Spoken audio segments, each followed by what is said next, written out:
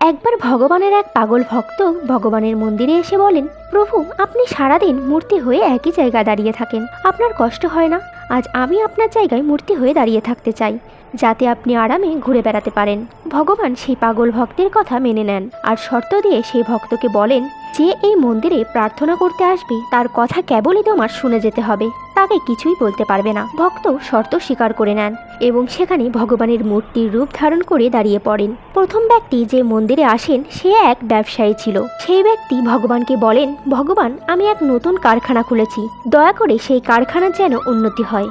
এটি বলে যখন সেই ব্যক্তি নিজে হয়ে প্রণাম করতে যাবেন, ঠিক তখনই তার মানিব্যাগ নিচে পড়ে যায়। সেই ব্যক্তি না দেখেই মন্দির থেকে চলে যান। তবেই মূর্তিরূপী সেই ভক্ত এটি দেখে ব্যাকুল হয়ে যান আর ভাবেন, ওই ব্যক্তিকে কি তিনি বলে দেবেন তার মানিব্যাগ পড়ে গিয়েছে? তবে ভগবানের শর্ত অনুযায়ী সে কিছুই বলতে পারেন না।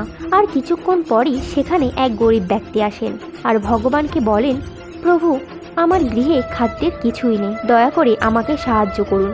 ভগবানের সামনে মানিব্যাগ পড়ে থাকতে দেখে আনন্দিত হয়ে ভগবানকে ধন্যবাদ জানান আর মানিব্যাগটি নিয়ে চলে যান। তারপর সেই মন্দিরে একটি নাবিক আসে আর ভগবানকে প্রণাম করে বলেন, ভগবান, আমি 15 দিনের জন্য সমুদ্রে যাত্রা করতে যাচ্ছি, দয়া করে আমার যাত্রায় যেন কোনো সমস্যা না হয়।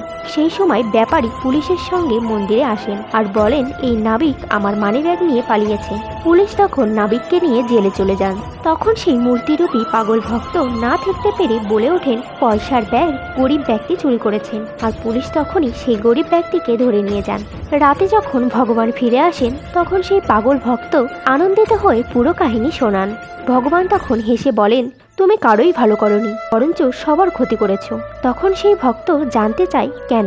তখন ভগবান বলেন, ওই ব্যবসায়ী ব্যক্তির মানিব্যাগ হারালে কোনো বড় ক্ষতি হতো না, কেননা সে খারাপ কার্যের পয়সা ইনকাম করেছিল। তবে সেই পয়সা যদি গরিব ব্যক্তি পেত তাহলে তার বাচ্চাদের ভোজন করাতে পারত এবং তার কষ্ট দূর হতো।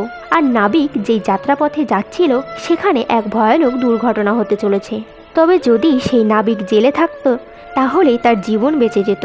তখন ভগবান বলেন, মাঝে মাঝে আমাদের জীবনে সমস্যা আসে আর আমরা ভাবি এত সমস্যা আমাদের সঙ্গেই কেন হয়, কিন্তু আমরা বুঝতে পারি না এর পিছনে ভগবানেরই যোজনা রয়েছে। ভগবান বলেছেন, যা হয় সর্বদাই ভালোর জন্যই হয়। হরে কৃষ্ণ।